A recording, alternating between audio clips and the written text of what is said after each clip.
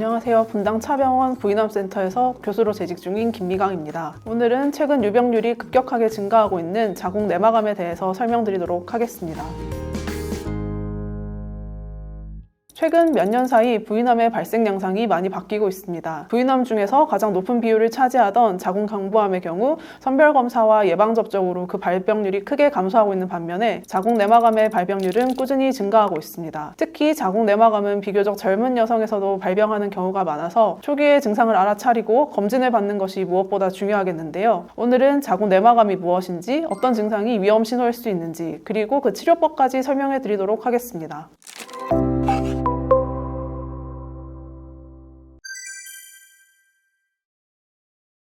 자궁은 크게 자궁의 체부와 경부로 이루어져 있습니다. 자궁의 체부는 근육층과 가장 안쪽에 위치하고 있는 점막으로 이루어져 있는데 이 점막을 자궁 내막이라고 부릅니다. 가임기 여성의 경우 호르몬 변화에 따라 내막이 두꺼워지면서 착상을 준비하고 착상이 되지 않는 경우 두꺼워진 내막이 떨어져 나오게 되는데요. 그것이 바로 월경입니다. 자궁 내막암은 바로 이 자궁 내막에 생기는 암으로 자궁 체부의 근육층에 발생하는 자궁 육종과 함께 묶어서 자궁 체부암으로 부르기도 합니다. 내막암의 경우에는 국내에서는 서양에 비해 과거에는 상당히 발병률이 낮은 암 중에 하나였는데 최근에는 생활습관의 변화나 출산율의 저하 또는 비만 등의 다양한 원인에 의해서 꾸준히 발병률이 증가하고 있습니다.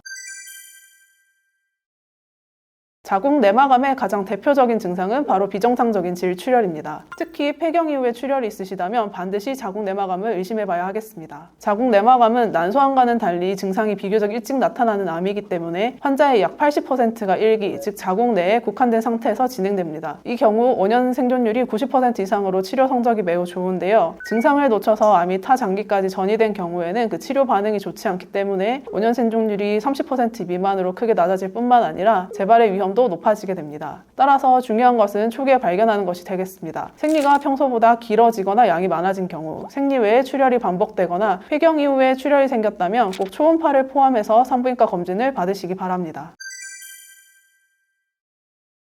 자궁 내막암은 여성 호르몬인 에스트로겐에 오래 노출될수록 그 위험이 커지는 것으로 알려져 있습니다. 임신과 출산 시에는 반대작용을 하는 프로게스테론의 영향이 커지기 때문에 발병의 위험도가 낮아지게 되는데요. 따라서 초경이 빠른 여성이나 폐경이 늦은 여성, 출산의 경험이 없는 여성의 경우에는 그 위험도가 높아지게 됩니다. 비만이나 당뇨, 다낭성 증후군과 같은 질환을 가진 여성에서도 여성 호르몬이 증가하여 내막의 위험도가 높아질 수 있습니다. 또한 유방암 치료에 쓰이는 타목시펜 역시 내막암의 발병률을 높이는 것으로 알려져 있는데요. 이 약을 복용 중인 분들의 경우 정기적인 산부인과 검진이 중요하겠습니다. 또한 유전적인 요인 또한 위험도를 배제할 수는 없는데 린치 신드롬의 경우 대장암뿐만 아니라 자궁 내막암의 위험도가 높아지기 때문에 가족 중에 유방암이나 대장암 또는 자궁 내막암에 과거력 있는 분이 있다면 유전자 검사를 받아보셔야 하겠습니다.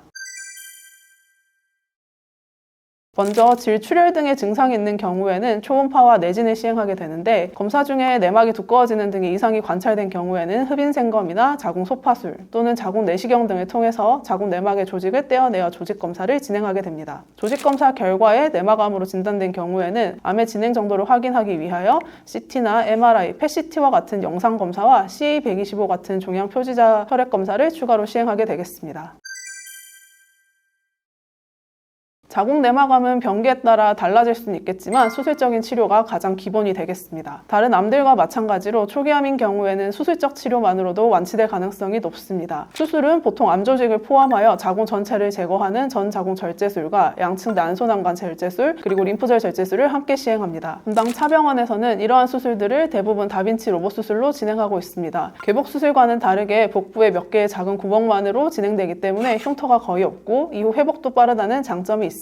수술 이후에는 최종 조직 검사 결과에 따라 재발을 줄이기 위한 방사선 또는 항암 치료를 같이 시행하기도 합니다. 20, 30대의 젊은 여성의 경우에는 향후 임신을 위해서 수술적 치료를 피하고 자궁을 보존하기 원하시는 경우도 있습니다. 이런 경우에는 자궁을 보존하기 위해서 호르몬 치료를 시도해 볼 수 있는데요. 고용량의 프로게스테론 치료를 통해서 자궁 내막의 성장을 억제하는 방식이 되겠습니다. 다만 이 경우에는 암의 진행 정도뿐만 아니라 현미경으로 본 암세포의 성질에 따라서 이러한 자궁 보존 치료가 가능한지를 판단하고 시행하게 됩니다. 가입력 보존 치료를 통해서 암이 조절되고 치료 효과가 확인된 경우에는 가능한 빠른 시기에 임신을 시도하고 출산까지 마친 이후에는 암의 재발을 막기 위해서 자궁을 절제하는 수술을 권고하는 경우가 많습니다.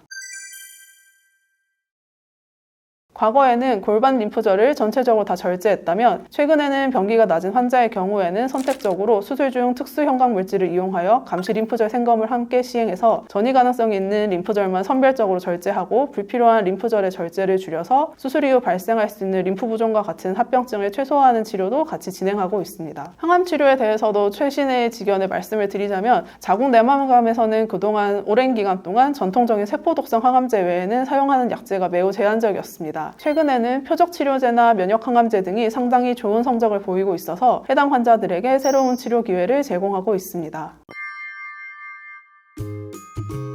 자궁 내막암은 조기에 발견할 수 있는 가능성이 매우 높은 암이기 때문에 완치율이 매우 높은 암입니다. 하지만 전이가 되면 치료가 매우 까다로워지기 때문에 정기검진이 무엇보다 중요하다고 할 수 있겠습니다. 생리기간이 유독 길어지거나 생리와 무관한 출혈이 있다면 반드시 검진을 받으시기 바랍니다. 지금까지 자궁 내막암에 대해서 설명드렸습니다. 감사합니다.